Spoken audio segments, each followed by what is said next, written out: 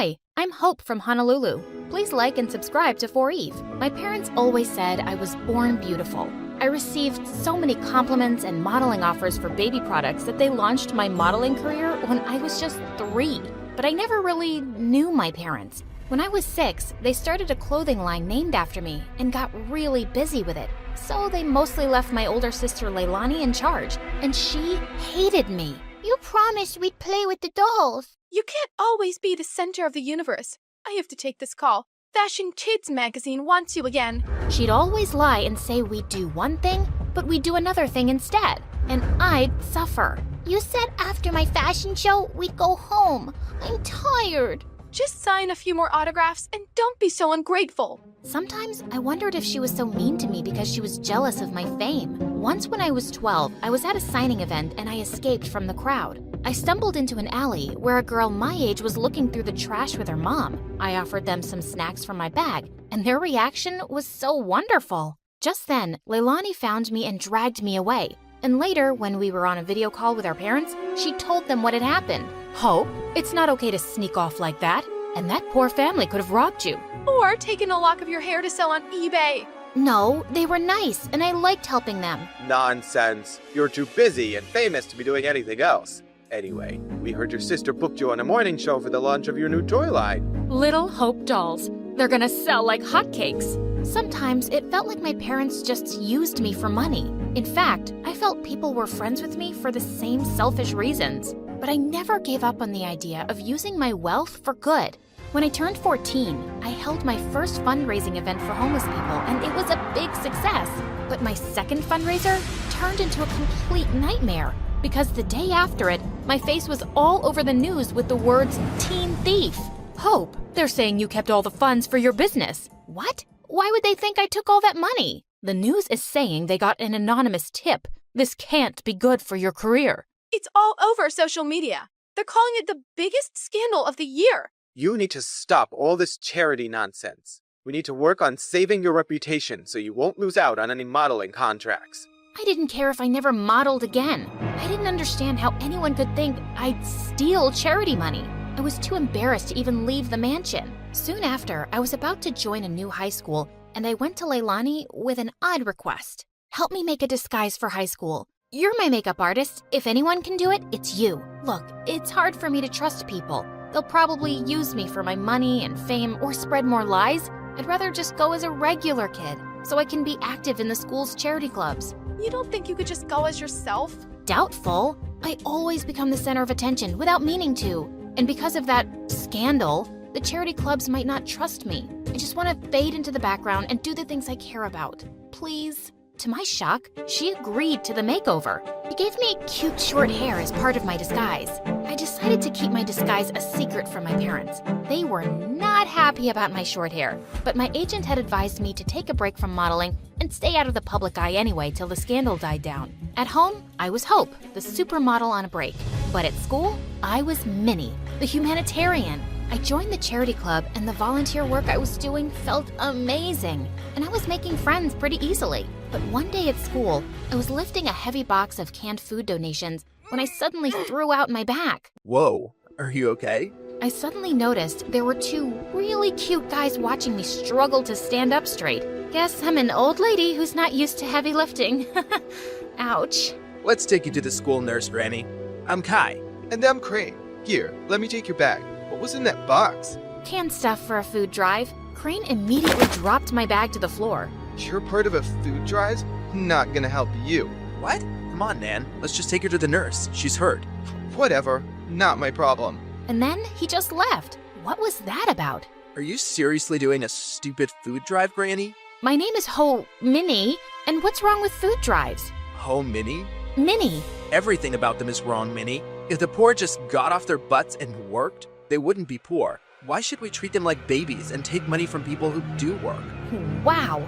Sometimes it's hard for people to find work or earn enough, and they need help. Maybe lame losers do. Well, Minnie, here you are. Kai winked at me as he left. What a jerk. But I wasn't going to let his arrogant opinion stop me. I organized a school dance to raise funds for the food drive, and it was a hit. But just as I was dancing with some friends, Kai and Crane busted through the gym doors with crowns on their heads. To the rich, stand with the rich. What are you doing, Kai? We're here to tell everyone the poor are pathetic and charities are scams. Don't be fooled.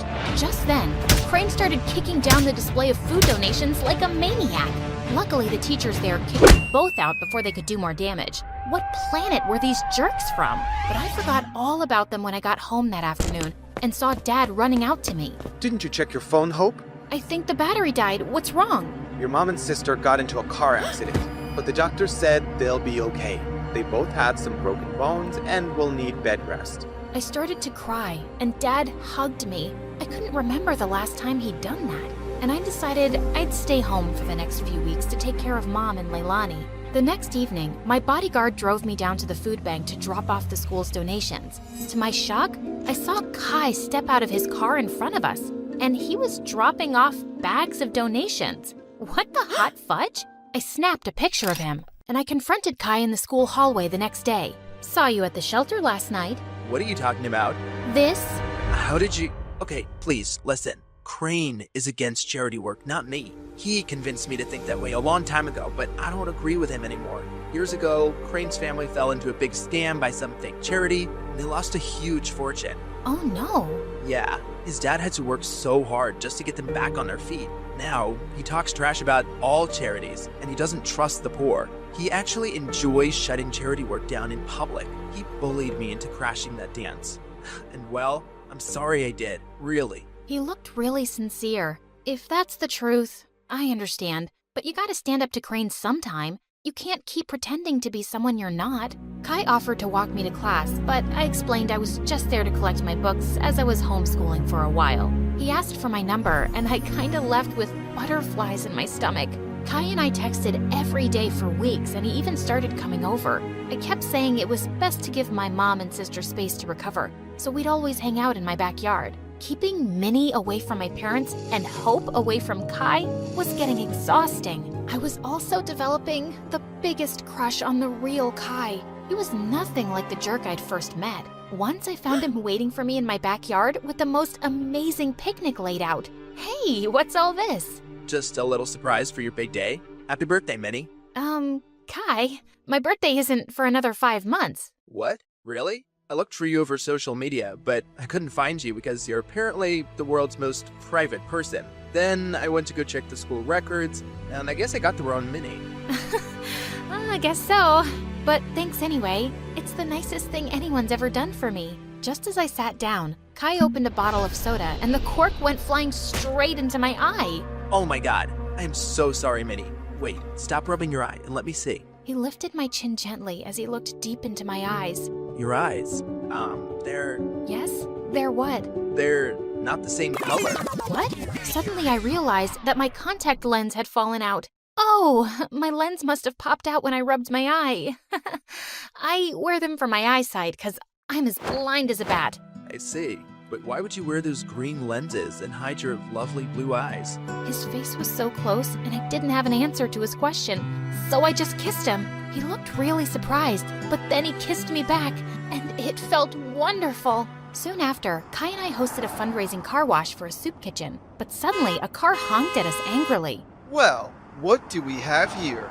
Crane, listen, buddy. I know how you feel about this stuff, but I'm asking you to back off.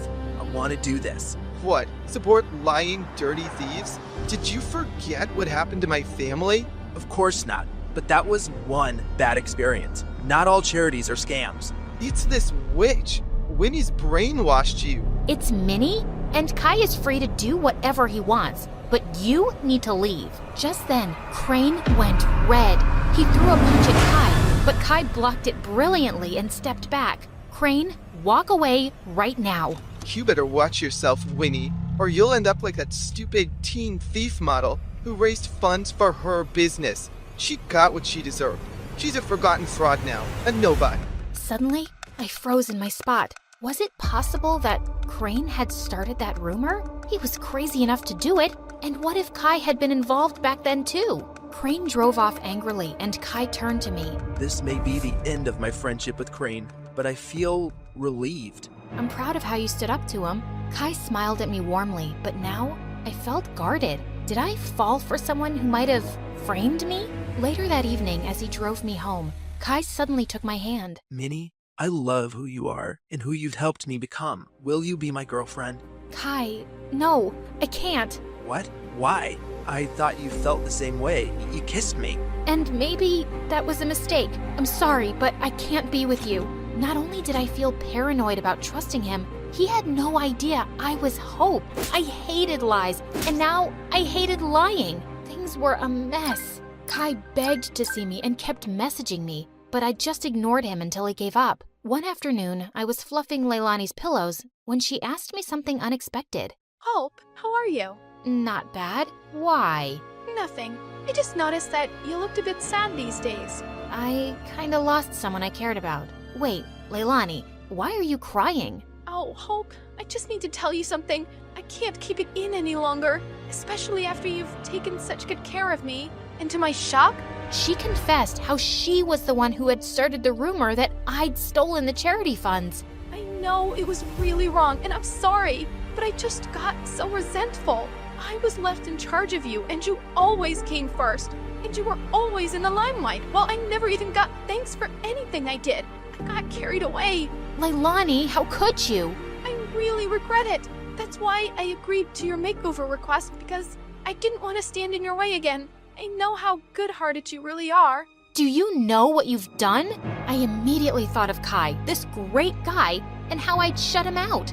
I wanted to slap Leilani, but I just stormed off angrily. I told Mom what Leilani had done and said I couldn't stand to be around her right now. To my shock, Mom agreed that I should take a break from her. We arranged for me to stay at my bodyguard's house, and I found out that he lived close to Kai. On my first night there, I walked over to Kai's place. I needed to fix things between us, but his butler informed me that he'd gone to Tokyo for 2 weeks or longer. My heart sank. For 3 days, I texted and called Kai, but he never answered. I knew he was avoiding me, and I deserved it, but I wasn't giving up. I called Mom and explained everything about Kai to her, and she actually listened. Tokyo might be a nicer break for you. OMG, Mom, you'd let me go? Yes, sweetheart. Ever since the accident, your dad and I have been thinking how hard we've pushed you and your sister.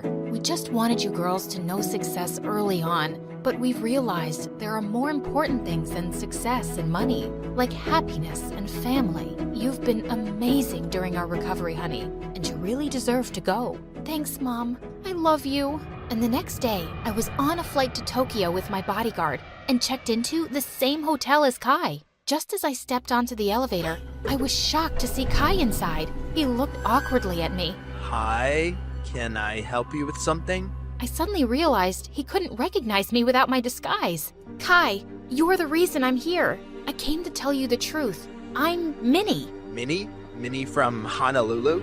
Yes, except my real name is Hope. What? I told him everything. My trust issues and my disguise and what my sister did, how awful I felt for abandoning him, and how I tried calling him. I'm using a different phone here, and I understand why you wanted to hide yourself, Hope. I've missed you. Do you think we could give us another chance? You flew all the way here to make things right? I'd be a jerk if I say no. But could you do just one thing? Give your sister another chance. Come on, charity starts at home. I will. I promise. I quickly climbed the tree. I was in a dark forest. There was a growl coming from below that made my blood freeze. So creepy. I grabbed a branch, but it suddenly broke. Ah! A thought flashed through my mind. That was the end. Hi, I'm Helen. I've always been quiet and shy. Nobody paid any attention to me at school. See that guy? That's my crush, Jacob. We might as well exist in different worlds. I'm the plainest girl ever, and he hangs out with the coolest guys. I wanted to become popular and make him notice me. I succeeded, but let's start at the beginning. One day, I came home from school and saw a beautiful girl I didn't recognize. She had long hair and bright eyes. Hello, who are you? This is Michelle. She is my friend's daughter. She's going to stay with us for a while. She's just arrived from France. They live near the French Alps. Wow, that was so cool. However, it soon turned out she was anything but cool. Michelle and I had to share my room. I walked in and was stunned. Instead of textbooks, there was a mountain of makeup on the table. Michelle had dumped my clothes on the far shelf and took over the entire closet. You don't have any normal clothes. It's all so cheap and lame. I could help you update your wardrobe. Look at my French cosmetics and clothes. Her words infuriated me, but I tried to be polite. Thanks, I'm good. The next day, it turned out that Michelle would be studying in my class. My parents had asked the principal to let her attend classes. We came to the school cafeteria. Michelle headed straight towards the table in the center. Damn it. You can't do that. Cool guys are sitting there. Then I should be at the table too. No one ever sat at that table except Jacob and his friends. I had no idea how they would react to Michelle. However, that was her problem. I went to get food, and then the cool kids appeared. Who the hell are you? Why are you sitting here? I'm the new girl. You don't mind if I keep you company, do you? Now they would put her in her place. Wait a minute, what was going on? Had they just smiled and sat down next to her? I watched, stunned, as they sweetly chatted with Michelle and even brought her food. I couldn't believe my eyes. Soon the whole school was talking about her. Boys were drawn to her accent and appearance. She flirted with everyone. In just a few days, she managed to become the most popular girl at school. It infuriated the other girls as well. What did they see in that French upstart? To add insult to injury, Michelle was fake as hell. She acted nice in front of everyone, but at home, she was insufferable. One day, I came down to the living room and heard her talking to my mom. Did you know that Helen failed a math test? Something needs to be done about her academic performance. What? I was one of the best students in my class. That test was an exception. Helen, is that true? One more failed test and you're grounded. I was furious, but Michelle just smirked. A couple of days after that, she was up to no good again. Helen hardly ever talks to anyone at school. She's so insecure. She should go to therapy. What are you talking about? Go see a psychologist yourself. Helen, you're being so aggressive. Maybe you should go to a few therapy sessions. I didn't want to be rude, so I went to my room. A couple of days later, Michelle decided to show off at school again and started telling the popular guys about her life in France. We often had picnics outdoors. Let's throw a party in the woods. They immediately supported her idea. Then Michelle saw me standing nearby. Helen, ma chérie, don't you want to join us? She definitely had an ulterior motive, but I agreed anyway because I wanted to hang out with Jacob. We came to the forest in the late afternoon, spread a blanket on the ground, and put snacks on it. I was just about to talk to Jacob when Michelle intervened. Jay, hand me those napkins, please. Oh, mon cher, thank you. I was so sick of her using French words. When it got dark, we lit a fire and started playing Truth or Dare. At first the tasks were easy, but then everything changed. It was my turn, and I chose action. As luck would have it, Michelle was the one coming up with the task. You need to go further into the forest. Don't take a flashlight with you and spend 15 minutes in the darkness. Isn't that too much? There are wolves here. She can always refuse to do it. So Helen, do you accept the challenge? I couldn't back down and embarrass myself in front of Jacob.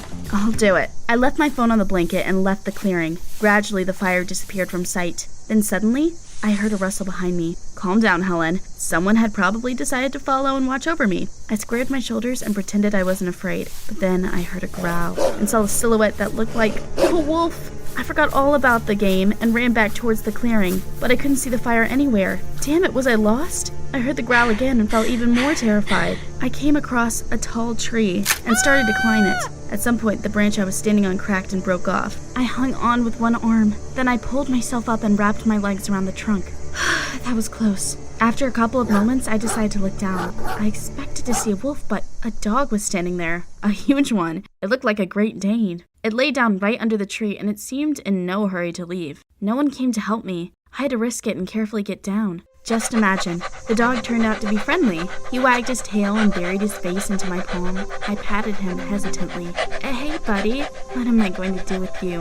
I had no idea where to go. The dog suddenly grabbed my sleeve and started dragging me along. Trusting a stray dog seemed crazy, but I had no choice. After a while, we came out of the forest. Now that it wasn't that dark, I saw that the dog looked well groomed. Maybe he'd run away? But why didn't he have a collar then? I brought him home and left him in the yard. Michelle had come back earlier and told my mom all sorts of nonsense. Helen left and we didn't know where she gone. Why didn't you pick up your phone? It's all Michelle's fault. She left me in the woods and made me leave my phone behind. Nonsense. Stop shifting the blame. I had no words. I ran to my room and found a phone on my bed. Michelle was such a snake. About 15 minutes later, I sneaked into the kitchen and took food from the refrigerator. I went out into the yard and started feeding the Great Dane. Michelle suddenly appeared on the porch. Of course, she immediately ratted me out to my parents. Helen brought a dangerous dog home. Make it leave right now. No, he saved me, so now I'll take care of him. We used to have a dog. His house was still in our yard, and I let the Great Dane stay in it. My parents were outraged, but in the end, they left me alone. The next day I tried to find his owners, but with no success. I was scrolling through the city website when Jacob came up to me. "How did you get back home yesterday?" I couldn't believe he was talking to me. "A new friend helped me get out of the forest." The whole company heard our conversation. They wondered who I was talking about, but I chose to stay mysterious and kept silent. After school, I brought the Great Dane to the vet. Turned out he was healthy. That made me happy. But I was in for another unpleasant surprise at home. Michelle had told my mom that I had no taste, and Mom had listened to her. Now there were only boring dresses and strict skirts in my closet. I was so furious. "Who gave you the right to rummage through my things? It's high time you updated your wardrobe. This is a nightmare. I'm not wearing that." I got so mad I took my savings and stormed out of the house. Time to update my wardrobe, huh? I would show them. To spite everyone, I decided to completely change my look. I dyed my hair a bright color and bought a bunch of bright clothes. I came home late and sneaked into my room unnoticed. I finally got lucky, and Michelle was already asleep. In the morning, I put the Great Dane on a leash and left the house early. I was tired of being a wallflower. I wanted to rebel and show up Michelle. On the way to school, all the passersby turned around to look at me. My appearance in the classroom caused a real stir. Everyone stared at me and the Great Dane in shock. However, the teacher ruined all my fun. "Get this beast out of here." I had to take him to the porch and tie him to the railing. A huge crowd gathered around me at recess. I'd never received so much attention in my life. "Your new look is amazing. Where did you find the Great Dane? Can I take a selfie with him?" It was amazing how much life could change thanks to the color of your hair and a dog. It might be hard to believe, but I quickly became no less popular than Michelle. Of course, that made her angry. She started getting me in trouble with my parents even more often. "Look at Helen. She's turned into a rebel." Mom got scared and dragged me to a psychologist. I agreed to go, but brought the Great Dane with me. Oddly enough, the session went fine. I calmly answered all the questions, and the psychologist was satisfied. However, the dog ruined everything. He was usually calm, but for some reason he started barking when I got there. I had to put him out the door. "Your daughter is fine. She is a teenager, so a bit of rebellion is to be expected." The next day, I noticed that Michelle had started wearing even shorter dresses to school than usual. She spent hours getting ready in front of the mirror. She also focused on her studies and even got the highest score in chemistry. Wait, our chemistry teacher was very young. Had he fallen for her pretty face? Long story short, Michelle tried to get everyone to talk about her again. We became real enemies. One day, I was about to go for a walk with my dog when I suddenly noticed he was kind of sluggish. He refused to go anywhere, didn't want to play, and kept drinking water. I didn't understand what was going on, and I accidentally found an empty pack of poison in the bushes. "You did this. What did the dog ever do to you?" "Are you crazy? I didn't come close to your pet monster." Soon it happened again. I came back home and couldn't find the dog. I had to search all the nearest neighborhoods. I got lucky. One neighborhood had seen him being taken away to an animal control officer. I called them and barely managed to save him. "Did you kick him out on the street? That dog almost died because of you." "I told you I had nothing to do with it."